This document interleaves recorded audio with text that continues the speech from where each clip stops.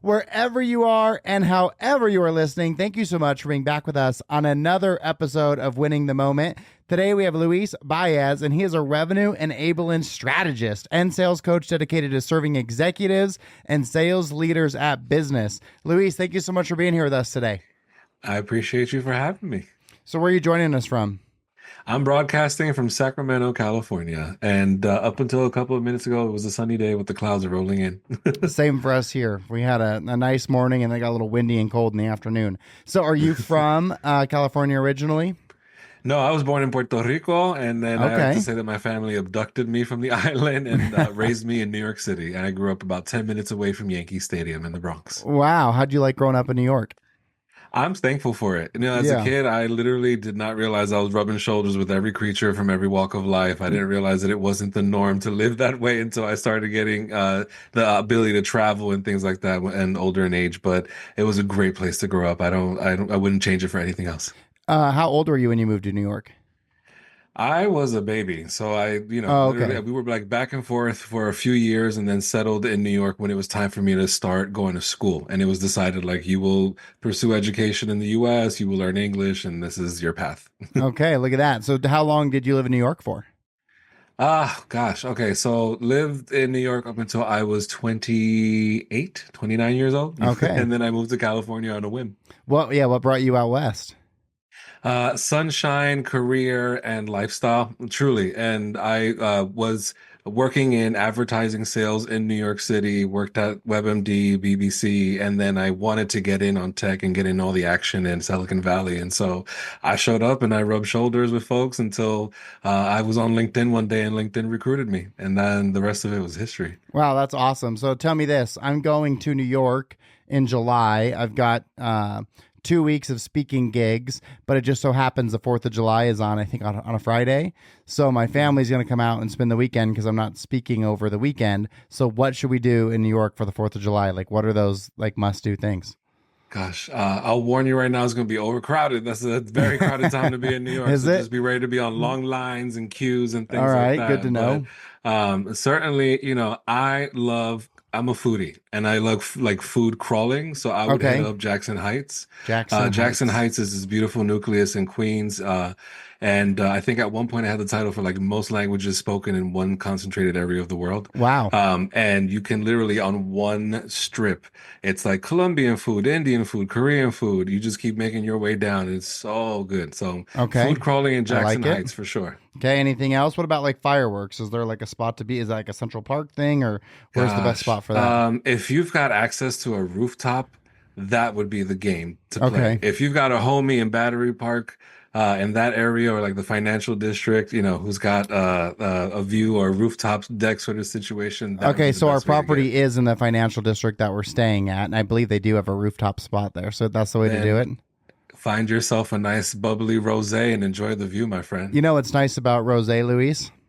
Yes. What is it? It's rosé all day. That's right. That's exactly right. You nailed it. Okay, so let's talk about some of those big companies you worked for, because you worked for LinkedIn. You mentioned that. Google, Uber, Tesla. So what drove you to want to be in that tech space? Like what made you want to come out west and jump into tech? Gosh, I wanted to do big things, have massive influence. I knew that I was just like in a position mentally, spiritually for like something more than just like a cubicle. Sure. I also am someone that I am Puerto Rican. I'm an out gay man, and stepping into corporate, I found that the environment working in tech was safer and more productive and more conducive to my growth. And then also for me, I feel like I like hanging out in the future, right? So like I'm that nerdy kid who enjoyed Star Wars and watched Johnny Quest and all these things. And so I feel like that reality is all being lived out and I'm part of it now. Good for you. So when you went to LinkedIn, what were you doing with them? I was selling advertising. I was part of the marketing solutions team. I joined the company, and my job was to help Fortune 500 businesses leverage the platform for influencing their buyers and building their audiences and building their sort of thought leadership on the platform. So I worked alongside with the talent team, selling all the recruitment tools, and the sales navigator, sales solutions team selling Sales Navigator. And were you always in sales? Is that something that you just had a knack for your whole life, or how did you find yourself in that sales spot? Gosh, no, I was a kid who grew up in poverty, and so my thought of success was like you're a doctor or a lawyer or a business person. Yeah. And I tried to be the doctor. I was bored out of my mind, so I switched majors in college. And then after college, I did the law school thing, bored out of my mind, Oh, dropped wow. out. And then a homie of mine was on the marketing team at WebMD, and she's like, "You don't realize that you have this gift. You've got this magnetism to like step into a room and command." And so I wonder what it would look like for you to step into a sales job. Like, I feel like you just kill it. And so she referred me. 8 rounds of interviews later, I knew nothing about tech or Eight advertising or rounds? corporate culture. Yes, My 8 rounds of goodness. interviews. Yes, and then I got into WebMD, and then I was at WebMD for about a year and a half, 2 years, and then I got a recruiter recruited me at BBC. They had just landed in the U.S. They were expanding and building out BBC America and BBC.com, and I was part of their ad sales team. Wow, I can't believe that. So you were actually going to school to be a doctor and then thought, oh, I'll try and be an attorney. So you were just willing to do the long haul. I just listen, I love a bag, right? Like for me, it was just about I never truly had career aspirations. I had lifestyle goals. And Okay. at the end of the day, the way that I move through earth is I want to be in control of my time. It's not that I'm not willing to work hard, it's that I want to be working on the things that I choose. Yeah. And this was the only path that really gave me the skills and the sort of tools and the capacity to do that and that lifestyle design. And so, did you end up graduating college or did you just forego that to get into sales? Oh yeah, I got a bachelor's in sociology. I was supposed to go to grad school. I deferred and then did the law school thing. It was a whole lot of life exploration. And then I was living in New York City and just enjoying all the rooftop parties and warehouse parties and things. So did a lot of soul searching and after just acknowledging that like again, don't have career goals, I have lifestyle goals. I just kind of freed myself to move through life that way and to pursue opportunities that way and to embrace both sides of my brain, the analytical and the creative. Yeah. And if you were to go back and do it again, would you do school again, knowing what you know now? Gosh, yes. I think that I had a really unique experience in that I went to a liberal arts college, Wheaton College in Southern Massachusetts. And beyond the sort of initial 101 courses, all of our classes were 10 students or less. Oh, wow. And so I developed that discipline, that discernment, that focus, and that capacity for quickly, getting my ideas together and articulating myself. And I would not exchange those life skills for anything else. Okay. Well, that's a great answer. So, where did you go from LinkedIn? Did you go to one of those other big tech companies after that? Yeah, so check this out. Imagine being at LinkedIn, learning all the secret sauce, optimizing your profile, and deciding, I want to work here and doing this job, and I keyword optimize for that. So I got recruited to work at Google in enterprise sales.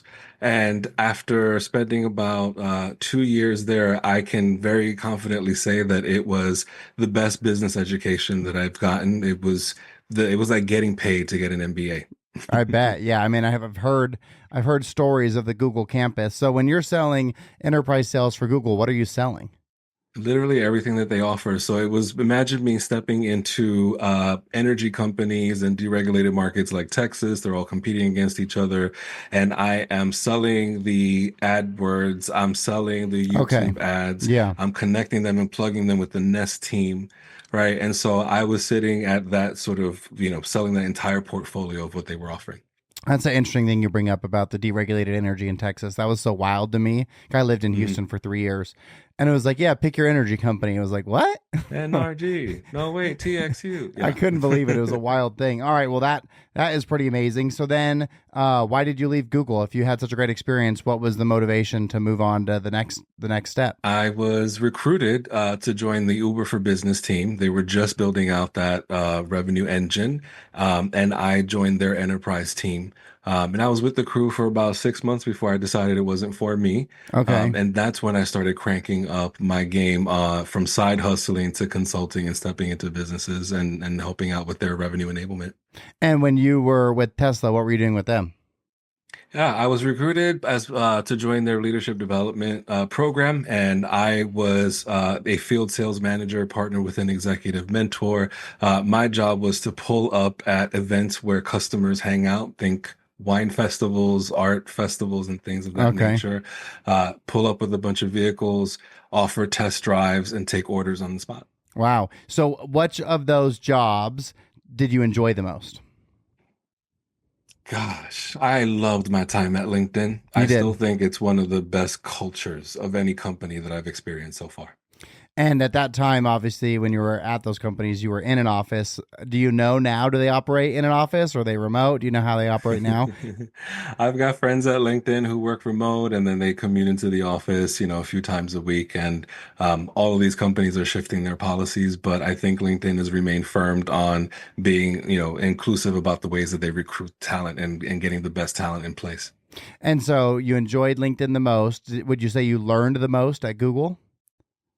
Yes. So I loved my time at LinkedIn. I love the connections that I made. I love what they stand for. Google, I think, conditioned me to be the executive that I am today in terms of my capacity for organizing massive, data, people, all the things and driving goals because I stepped in and I inherited a book of business that was investing around hovering just shy of 50 million in investments and I grew it to over 100 million. And so I Wow. had that sort of, imagine me sitting in a room surrounded with analysts and campaign managers and things, and it's just like command central. This is what it's like to run $100 million business. And here are all the tools and levers and trainings and coaching and things available to me to get it done. That's amazing. So tell the audience what are you doing currently? What's your life look like today? Gosh, okay, a couple of plates that I'm spinning right now. So, by day, I am a sales coach for a business accelerator that's dedicated to empowering women-owned firms and exceeding multiple six figures and seven figures in revenue. And so I'm on calls all day with really amazing entrepreneurs doing amazing things. And then I'm also running my own business doing revenue enablement for client-based businesses. So I'm stepping in and I'm coaching CEOs on being better at their sales. I'm helping them find their first salesperson, developing their sales playbooks and implementing their systems. And then in addition to that, I'm also on the advisory board of an AI tech company called 2088 Labs. And so I'm stepping in and I'm helping to build their revenue engine from the ground up alongside their product team. So tell me about the second one. What was the term you used? Revenue enablement. Yeah. Is that a fancy way of saying like more money? Haha, yes. So imagine, imagine this really fun function within a company that sits at the intersection of operations, marketing, and sales. And our job is to connect all the bones, make sure everyone's talking to each other, optimize the way that the leads are qualified and the way the sales are closed, and the way that everything is tracked on the back end, all in the vein of smoothing out the customer experience. So I'm training the sales reps, I'm running coaching programs, I'm developing product marketing collateral, developing sales decks, right? All of this end to end. And I did this as a global director of Deputy. It's a startup that I helped the team reach 100 million in annual recurring revenue and $1 billion in valuation as their global director of revenue enablement and building out a team and building out all these programs. Well, it's interesting is with your background, you've got some experience on all those different facets, right? And that's probably a big disconnect for companies typically is the salesperson is selling, right? And so, Yeah. you know how salespeople can be. They're just making sure they get the sale, but then it maybe doesn't translate once it gets to the onboarding team or the ops team or the marketing is different than what was sold. So that's really cool to hear about streamlining that process altogether. So that way, because the worst thing that you can do is lose a customer while you're onboarding them because it wasn't what it was supposed to be. Yeah. And I think it's also even beyond like, the onboarding experience, just thinking about expansion and renewals, right? And even thinking about, how do you guide conversations around price increases and things like that, right? So those are the strategies and the systems and everything that I hope companies develop. That's an interesting thing you bring up. So Cody Sanchez, she just came out with her book, Millionaires on Main Street. And in Mhm. one of those, she talks about the biggest thing that most entrepreneurs struggle with is raising their prices. And they Yeah. usually just don't. And most entrepreneurs aren't charging enough. Yeah. And I'm in that bucket. And in fact, Mallory listening to this podcast, they're my podcast team. They're called Boo 4 Media, and they probably find themselves in that bucket. Very much so, yeah. And so it's a quandary. Here I am knowing like, oh, I'm not charging enough. Like I know this to be true Yeah. for my Yeah. hospitality company, but then when I think about like, gosh, but how do I do it? So maybe you can coach me on like what's the best way to go about that, because it's something I should have done last year. So I definitely should have done it this year. And now I'm Mhm. like in the season and it's not the right time to do it, or it doesn't seem that way anyways. Maybe I'm wrong, but I'd love your feedback on that. Yeah, there are a couple of layers to the onion. So first things first is like let's look at performance, and then let's look at analyzing like what have we delivered, what have we promised, and how is this aligning? This is the price. These are the things that we said we delivered. Where did we over-index, over-benchmark? By how much? What is the value of that?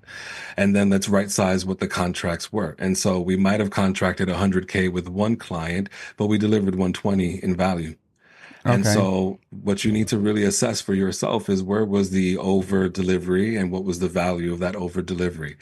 Then you also have to find a way of communicating that with clients and doing that on a regular basis. So thinking about monthly reporting or even thinking about quarterly business reviews. If you can bring this intelligence on a regular basis to a client about how the engagement is going, then it becomes a lot easier to then anchor the conversation and saying, I help you drive these results. We over index, over delivered in all these ways. And so what I'm asking you now is to join me in this opportunity to lock in these results on a continuing basis with this upfront cost, right? And the cost is right size for everything happening in the market and everything that we've delivered. And you can continue to expect that we'll continue to over deliver. That's just how we operate. But what I'm asking you is to, make sure that we grow together in this partnership. That's great, because so we have an annual marketing plan and we break that up by quarters and we review it every quarter. And obviously our goal is to over index what we said we were going to, but I've never then tied it back to like, and, you know, we got you Hmm. more. So, and we charge a percent of revenue. So, like, we are kind of riding that upside, but our percent is probably not as large as it should be. And it's Yeah. just determining what's the best way to go about changing that dialogue Yeah. with them. Yeah, absolutely. You can always anchor on past performance to drive future sort of expectations and costs.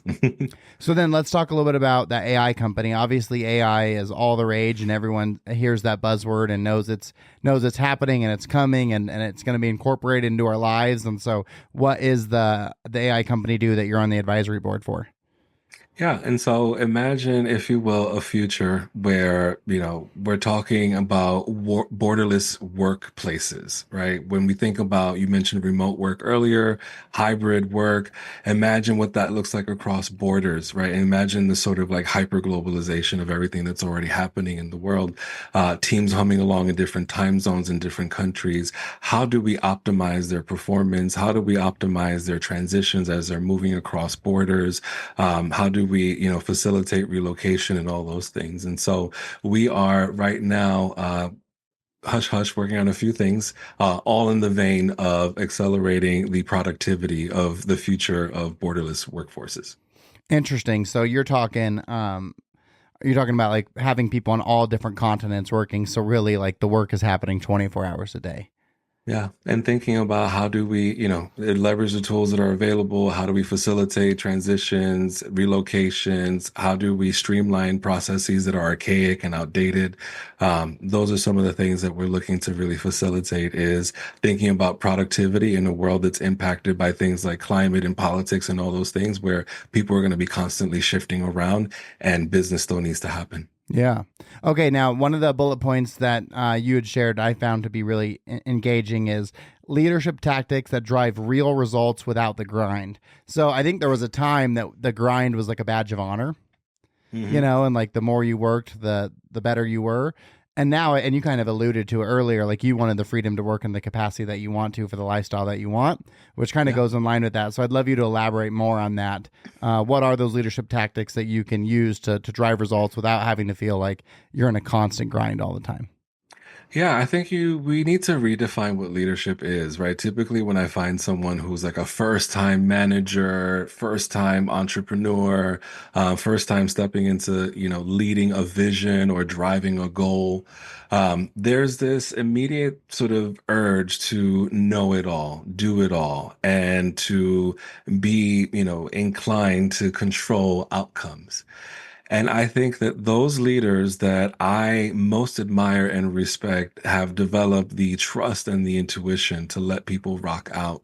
My biggest lesson in leadership, the contrast that I've had and where my mindset comes from, when I was working in New York City in advertising sales, imagine, if you will, the like boiler room experience Sure. of the sales floor where your leaders are embarrassing you, reading you to filth and all that. And then imagine my first meeting at LinkedIn after I got recruited with my director. I have this anxiety of like, I'm ready with my numbers. I got my spreadsheet up on my laptop. Let's go, right? I'm ready to prove myself. I had a reverse sort of experience where she steps in, she projects her screen on the thing in the conference room and the projector, and she's like, okay, these are the priorities. This is how my time is laid out. This is why this is delayed. This is when this is coming. Da, da, da, da, da, da, da. She demonstrated this level of like self accountability and self sufficiency that she expects everyone else to demonstrate in the way that they show up. And that was a turning point for me of like, okay, this is my first lesson in like entrepreneurship, right? Yeah. I'm being treated like an adult to make business decisions. I was treated to, I was trusted to do the job that I was hired to do with integrity. And, we're no longer looking to just, and, read me to filth. We're looking to enhance my productivity by displaying, servant leadership. And so that was my first lesson. And that is even how I operate my business. I'm not going to hire you if I don't trust you to do the thing. Yeah. And I'm going to tell you when I want the thing done, it's going to be blue, it's going to be this, it's going to be that, and it's going to be on this date. And that's it. You let me know if you need anything to get it done before that date, if there's any friction. Otherwise, I trust that I'm going to have it on this date. And that's the expectation and the tone and the energy that I carry. And that is the way that I operate. Those are some of the tactics that we talk about in leadership. And when you say read me to filth, what does that mean? Gosh, it's like imagine stepping in. It's like, okay, I've got this much in pipeline. I've got that. Wait, wait, wait, wait. How much? But that's too small. What's going on here? What's going Okay. on there Yeah. in Yeah. front of all of your colleagues, right? Or imagine like you're on a sales call and you're, engaged with the customer or whatever, and immediately you hang up and your VP's right behind you. It's like, you didn't anchor this, you didn't say that, you didn't say that, right? So Yeah. that's what So you the were like environment ready to that I go to was. battle at that first LinkedIn meeting and then realized you weren't Yeah. in a fight. Yeah, because I'm the New Yorker stepping into this Yeah. office in San Francisco. I got something to prove. I got, I want to make sure like y'all know I belong here, right? And so I was ready to serve, but that just wasn't the vibe.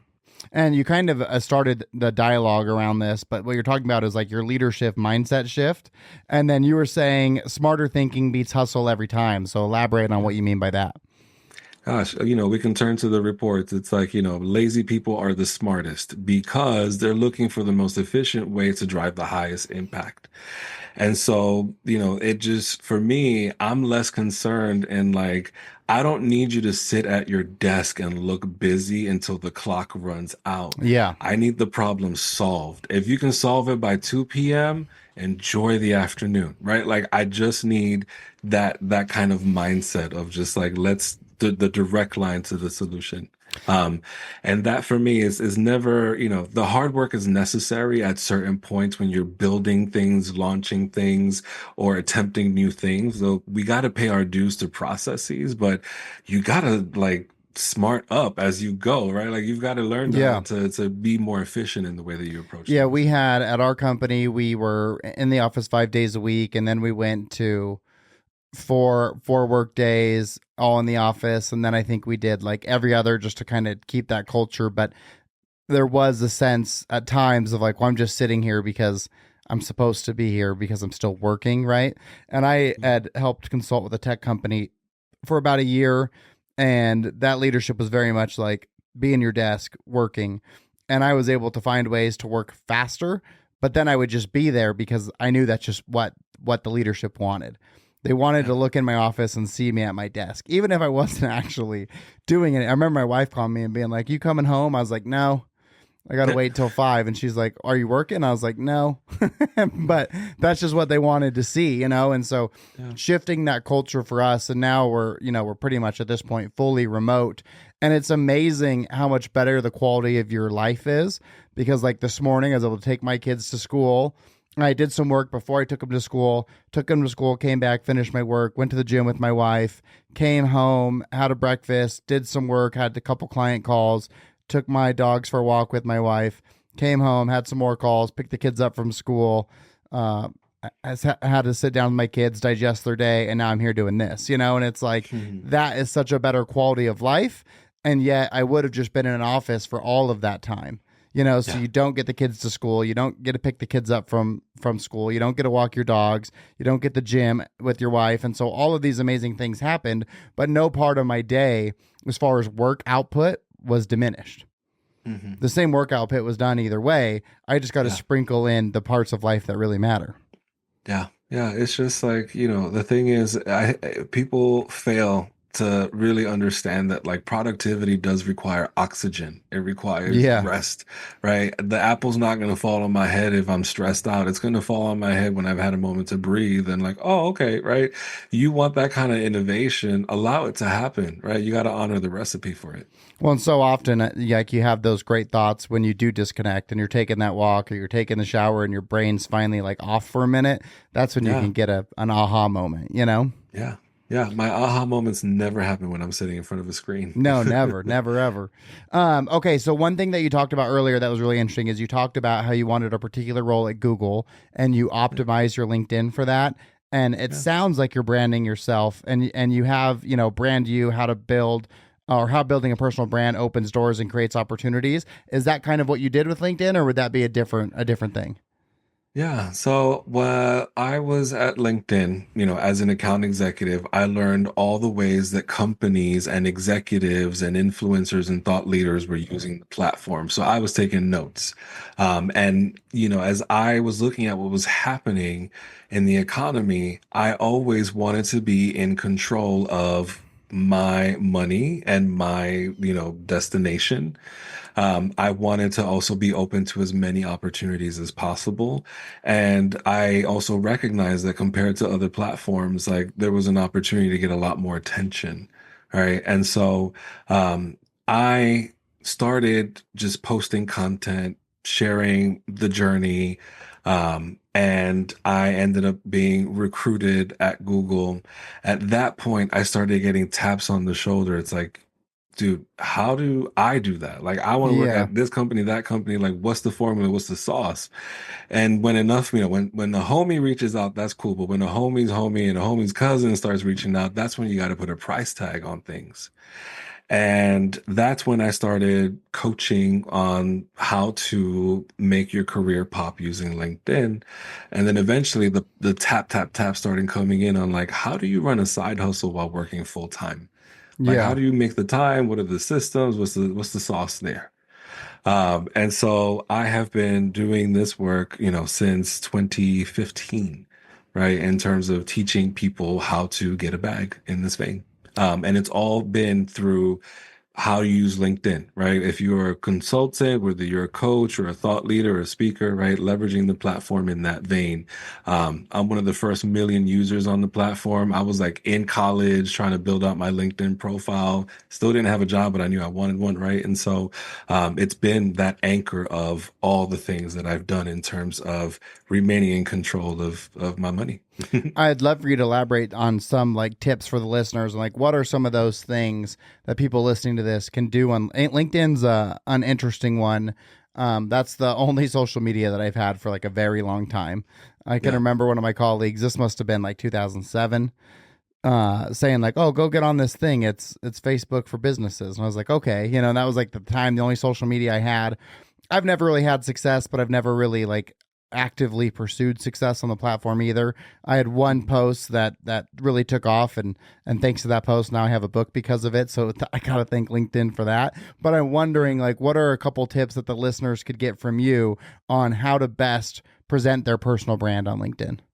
Yeah, gosh, great question. So, from the top to bottom, right? Let's think about the banner at the very top. If you've got a generic banner, you're missing out a massive opportunity to just anchor visually where your area of expertise lies or Okay. what it is that you have to offer.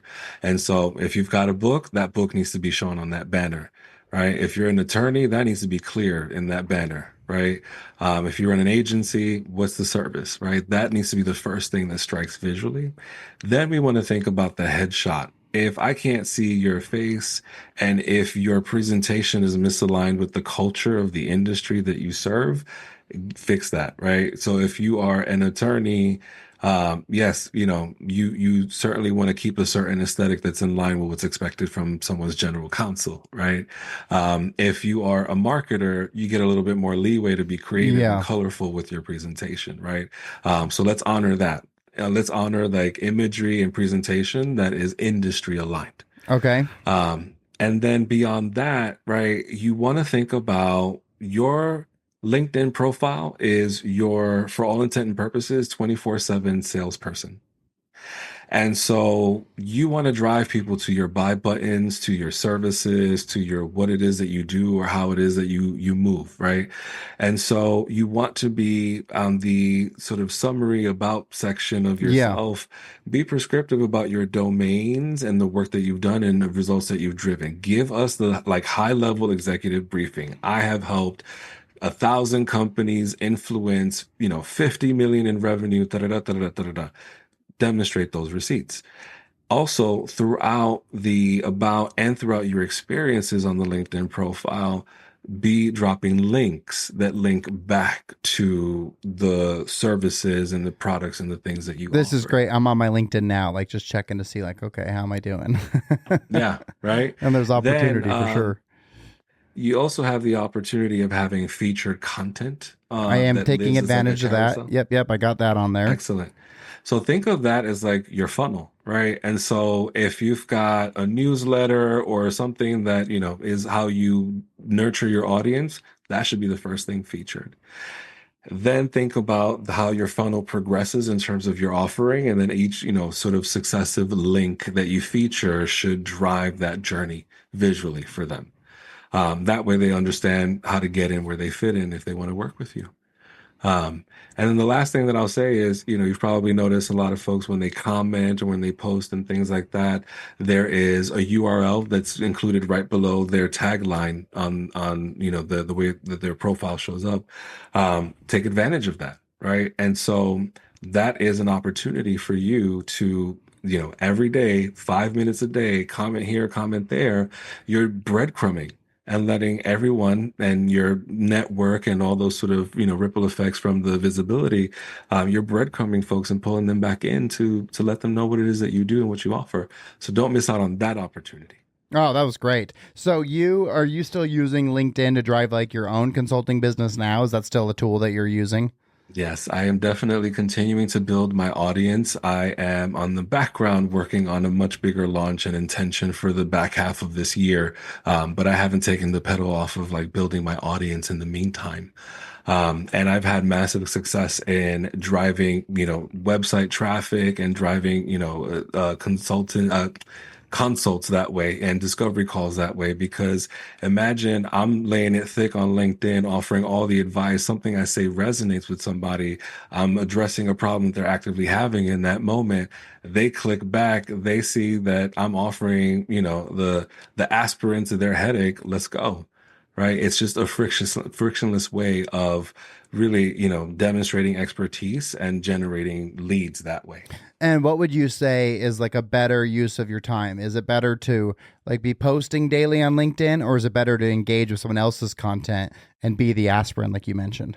Yeah, I would engage. I would prioritize engaging over posting for sure. And that Okay. sounds No, it counterintuitive, makes but sense hear because me. then you're actually participating in, because so many people post like I hope someone engages, but no one does, right? And so Yeah. if you've got someone who's constantly showing up for you, then you're more inclined to show up for them.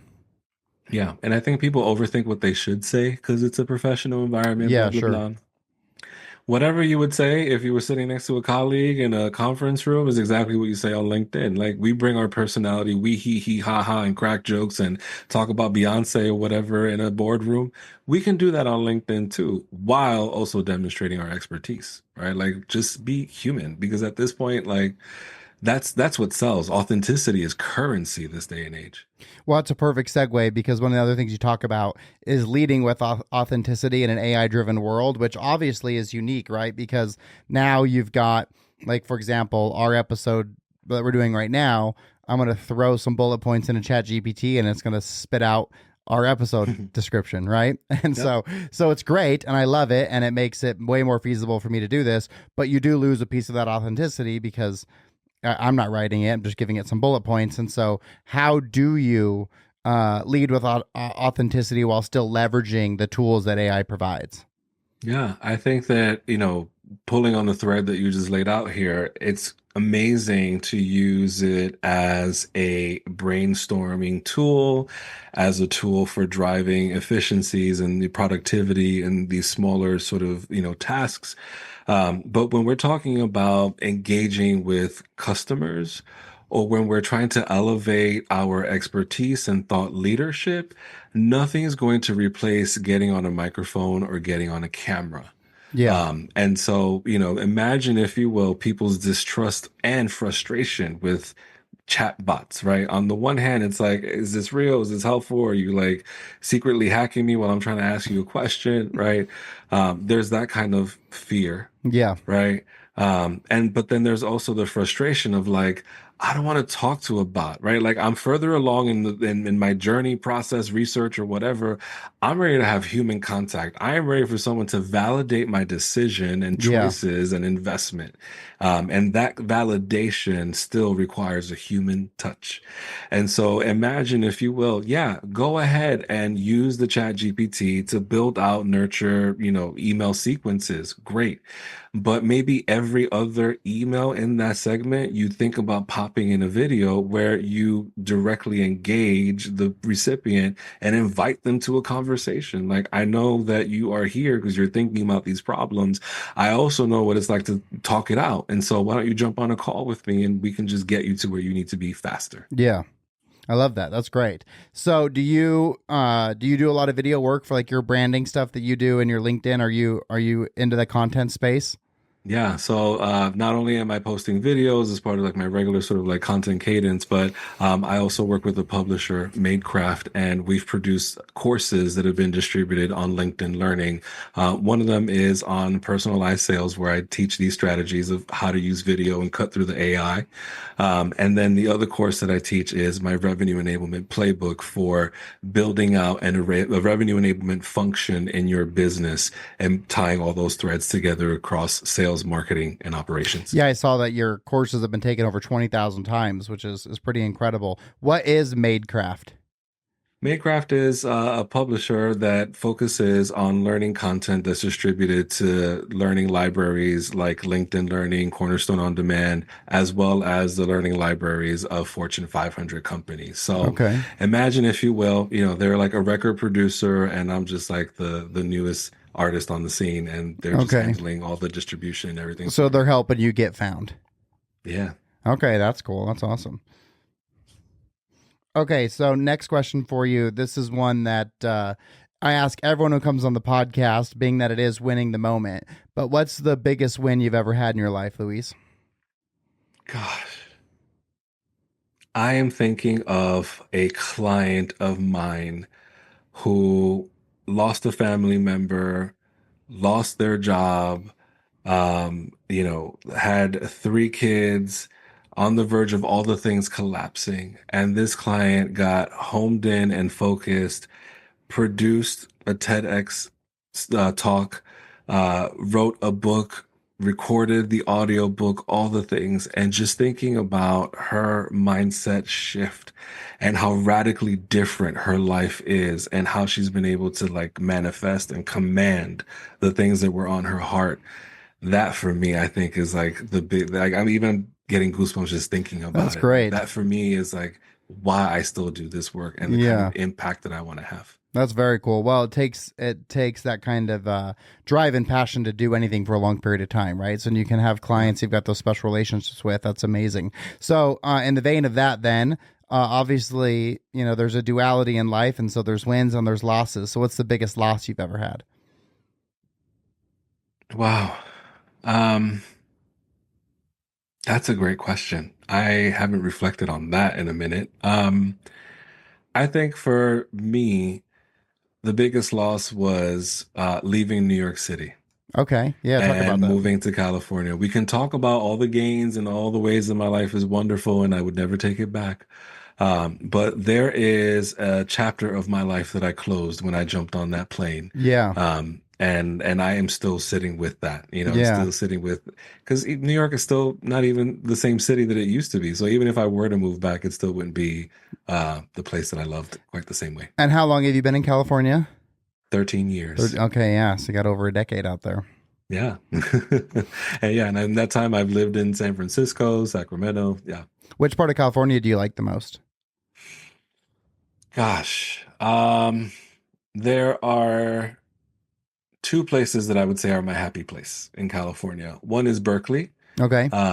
It's right on the other side of the bay from San Francisco. It's not too hot, not too cold, really, really weird and really fun. Um, and then I would say there is the I'm forgetting, I'm blanking I'm blanking, like Oh that yeah, La Jolla area is amazing. Yeah, yeah, La by Jolla is San awesome. Diego. It's magical. I've had my moment with the sea lions and the sun and Yeah. all of that, and I think it's also one of my happy places that I need to visit, often. Have you been to Coronado? Yeah, yeah. The I've Del stayed at the hotel. Coronado is one of my favorite hotels in America, and their Yeah, beach is just something special, you know? yeah, That's a yeah, special spot. Do you go back to New yeah. York often? Yeah, I'm headed there in a couple of weeks for a wedding. Nice. I have best friends that still live there. I'm there at least once a year. That's great. Okay, so now you talked earlier about how we need to redefine leadership. Yeah. And part of my journey is I feel the exact same way about success. And the reason I feel this way is in the opportunity I've had to go and give talks, especially in college classrooms, probably the most frequently asked question is how do you become successful? Mm, And I struggle with that question because I don't think they're asking the right question. Because mm. my path to success could be like how that would be a nightmare for them. You know what I mean? Yeah, So if yeah. they were to follow my roadmap, it may end up just terribly for them. So it's less about where are you going and more about like how do you want to get there and what do you want. And so in that regard, how do you define success? The benchmark of success for me is control of my time. And Okay. so I want to be doing what I feel like doing when I feel like doing it. And I want to rest when I want to rest, right? Having that control over my time, that's what I consider success, right? And coupled with that, I would say just the comfort that I feel in my own skin. Yeah. Right.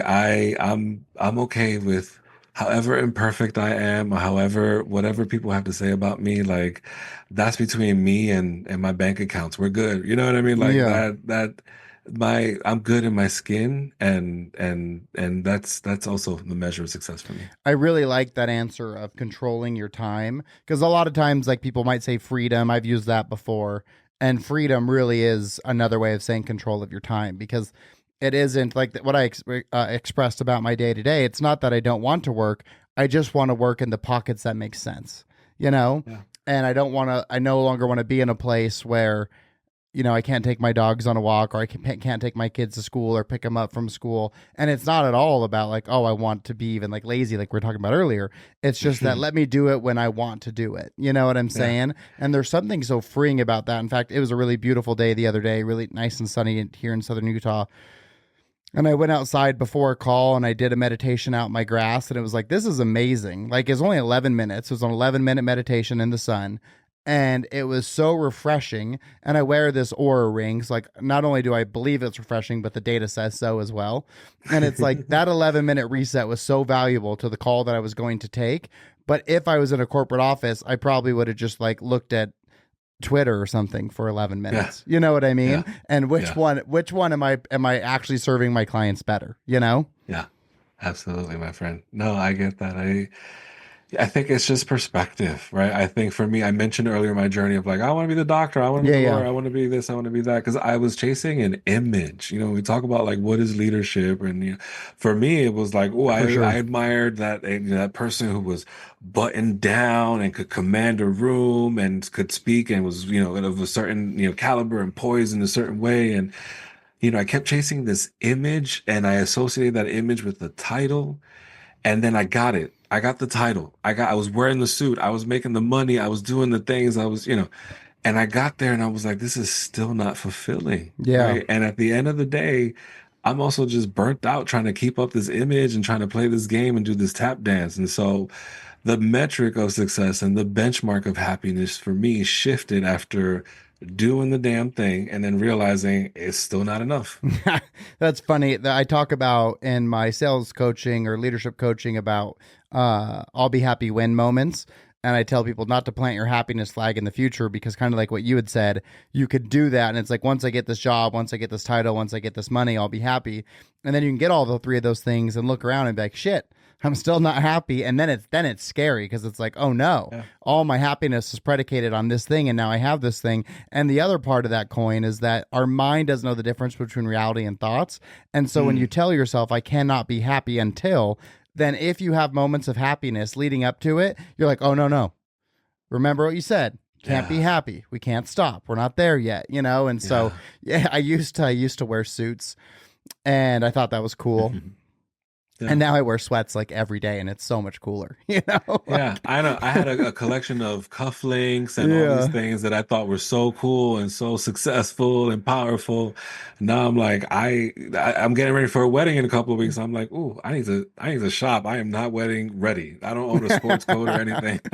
Yeah, my first podcast I had on like a nice dress shirt and like a blazer, and now I got sweats on. I'm not even, for the people watching on YouTube, I'm not even wearing shoes, you know, like it's such a different experience now. But it's This funny, is success. I see like those Alex Hermosi like tweets or whatever, and it'll be like success is no meetings, lots of meetings, no meetings. It's so funny because like when you're broke, you got no meetings, you got nothing going on. Then as you try and build success, it's meetings, meetings, meetings, meetings. And then once you finally realize what it is that you want, you're back to like, oh, no meetings, you know, or meetings Yeah. on my time anyways, you know. Yeah. Or there's another one. It was like, it's mowing your lawn, paying someone to mow your lawn, and then mowing your lawn again because you've got the freedom and time to mow it yourself, you know. Yeah. Yeah. I'm down for that. It's Yeah. funny how life works like that. Well, Luis, this has been amazing. You've dropped just a tons of knowledge for the listeners today. But I want to make sure that if they've connected with you and they feel like, man, I need to learn how to create revenue enablement, or I want to learn lead with authenticity for an AI driven world, what's the best way for people to connect with you? Yeah, you can connect with me on LinkedIn. That's my favorite place to hang out on social media. And you can also check out bookedbusypaid.com and check out everything that I'm up to there. Okay, I will put those links in the show notes. What about your class on Madecraft? Will that be in that link that you had just shared? Yeah, so if you head on over to my LinkedIn profile, I've got those featured in my profile. Okay, great. Well, I will be sure to put those in the links. So if you're listening to this and you're driving around or you're on a walk, don't worry, get back, check the links. It'll be there for you. Thank you so much for taking time out of your day. Love the conversation. It flew by, and I hope you have a great rest of your week and have an awesome time in New York here coming up soon. Thanks, Cody. I appreciate you. Thanks for having me today. Of course.